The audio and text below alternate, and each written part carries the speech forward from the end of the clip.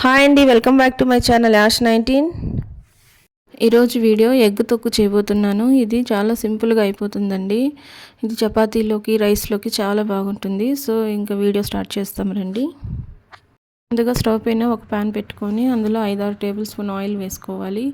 So oil ఎక్కువగా ఉంటే కూర చాలా టేస్ట్గా ఉంటుంది. ఆయిల్ బాగా హీట్ ఎక్కిన తర్వాత 1/2 టేబుల్ స్పూన్ ఉద్దిపప్పు ఆవాలు, 1/2 టేబుల్ స్పూన్ జీలకర్ర, కొంచెం కరివేపాకు వేసుకొని ఒక 1 మినిట్ ఫ్రై చేసుకోవాలి. ఇలా ఫ్రై చేసుకున్న తర్వాత కట్ చేసి పెట్టుకొని ఉన్న 2 మీడియం సైజ్ ఆనియన్ ముక్కల్ని ఇందులో వేసి దీంతోపాటు కొద్దిగా సాల్ట్ కూడా వేసుకొని బాగా ఫ్రై చేయాలి. ఆనియన్స్ బాగా బ్రౌన్ కలర్ వచ్చే వరకు ఫ్రై చేయాలి. ఆనియన్స్ ఫ్రై అయ్యేలోపు మనం టమాటో పేస్ట్ రెడీ చేసుకుందాం. ఇందుకోసం 3 పెద్ద సైజ్ టమాటాస్ తీసుకుంటున్నాను. ఈ టమాటాస్ని కట్ చేసి మిక్సీ జార్లో వేసుకొని ఒక మెత్తని పేస్ట్ లాగా రెడీ చేసుకోవాలి. టమాటాలు ఇలా పేస్ట్ లాగా చేసి వేసుకుంటే మనకి గ్రేవీ చాలా టేస్ట్గాను బాగా ఉంటుంది. టమాటాలు ఇలా పేస్ట్ లాగా చేసి వేసుకుంటే గ్రేవీ చాలా బాగుంటుంది. సో ఈ టమాటా పేస్ట్ని ఇందులో వేసుకొని ఒక 2 మినిట్స్ బాగా ఫ్రై చేసుకోవాలి. ఇప్పుడు స్పైసెస్ యాడ్ చేసుకుందాం. సో 1/2 టేబుల్ స్పూన్ పసుపు, 1.5 టేబుల్ స్పూన్ కారం వేసుకొని బాగా మిక్స్ చేయాలి. సో ఈ 2 వేసుకుంటే సరిపోతుందండి, చాలా టేస్ట్గా ఉంటుంది గ్రేవీ.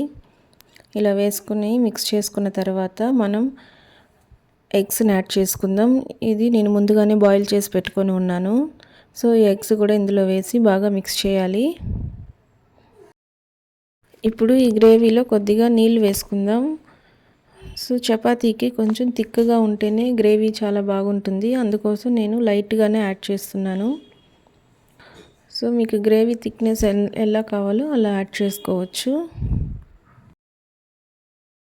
ఇలా వాటర్ వేసుకుని ఒక 10 మినిట్స్ లో ఫ్లేమ్లోనే గ్రేవీని బాగా ఉడికించుకోవాలి.